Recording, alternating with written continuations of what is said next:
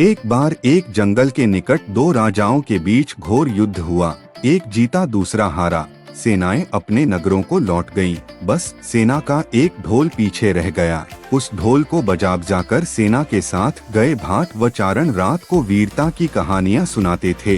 युद्ध के बाद एक दिन आंधी आई। आंधी के जोर में वह ढोल लुढ़कता पुढ़कता एक सूखे पेड़ के पास बिस्तर शेर व्यवहार जाकर टिक गया। उस पेड़ की सूखी टहनियां ढोल से इस तरह से सट गई थीं कि तेज हवा चलते ही ढोल पर टकरा जाती थीं और धमाड़मड़माढ़म की गुंजायमान आवाज होती। एक सियार उस क्षेत्र में घूमता था। उसने ढोल की आवाज सुनी। वह बड़ा भयभीत हुआ।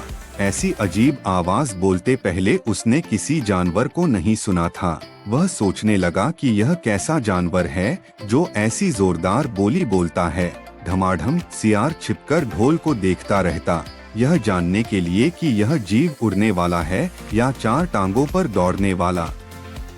एक दिन सियार झाड़ी के पीछे छुपकर ढोल पर नजर रखे था। तभी पेड़ से नीचे उतरती हुई एक गिलहरी कूदकर ढोल पर उतरी। हल्की सी ढम की आवाज भी हुई। गिलहरी ढोल पर बैठी दाना कुतरती रही। सियार बड़बड़ाया, ओ, तो यह कोई हिंसक जीव नहीं है, मुझे भी डरना नहीं चाहिए। सियार फूंक फूंक कर कदम रखता ढोल के निकट गया। उसे सूंघा। ढोल का उसे न कहीं सिर नजर आया और न पैर। तभी हवा के झोंके से टहनियां ढोल से टकराईं। ढम की आवाज हुई और सियार उछलकर पीछे जा गिरा। अब समझ आया। सियार उठने की कोशिश करता हुआ बोला, यह तो बाहर का खोल है, जीव इस खोल के अंदर है। आवाज बता रही है कि जो कोई जीव इस खोल के भीतर रहता है वह मोटा ताजा होना चाहिए, चर्बी से भरा शरीर। तभी ये ढमढम की जोरदार बोली बोलता है। अपनी मांद में घुसते ही सियार बोला, ओ सियारी, दावत खाने के लिए तैयार हो जा। एक मोटे ताजे शिकार का पता लगाकर आया हूँ। सियारी पूछने लगी, तुम उसे मारकर क्यों नहीं लाए? सियार ने उसे झिड़की दी, क्योंकि मैं तेरी तरह मूर्ख नहीं हूँ। वह एक खोल के भीतर छिपा बैठा है।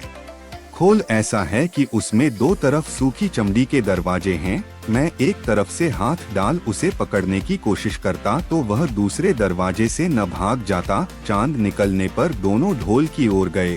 जब वे निकट पहुंच ही रहे थे कि फिर हवा से टहनियां ढोल पर टकराईं और ढमढम की आवाज निकली। सियार सियारी के कान में बोला, सुनी उसकी आवाज? जरा सोच, जिसकी आवाज ऐसी गहरी है वह खुद कितना मोटा ताजा होगा। दोनों ढोल को सीधा कर उसके दोनों ओर बैठे और लगे दांतों से ढोल के दोनों चमड़ी वाले भाग के किनारे फाड़ने। जैसे ही चमड़ियां कटने लगी, सियार बोला, होशियार रहना, एक साथ हाथ अंदर डाल शिकार को दबोचना है। दोनों ने हूं की आवाज के साथ हाथ ढोल के भीतर डाले और अंदर टटोलने लगे। अंदर कुछ नहीं था। एक दूसरे के हाथ ही पकड़ में आए। दोनों चिल्लाए, हैं, यहाँ तो कुछ नहीं है, और वे माथा पीट कर रह गए। इस कहानी से हमें यह सीख मिलती है कि बड़ी बड़ी शेखी मारने वाले लोग भी ढोल की तरह ही अंदर से खोखले होते हैं।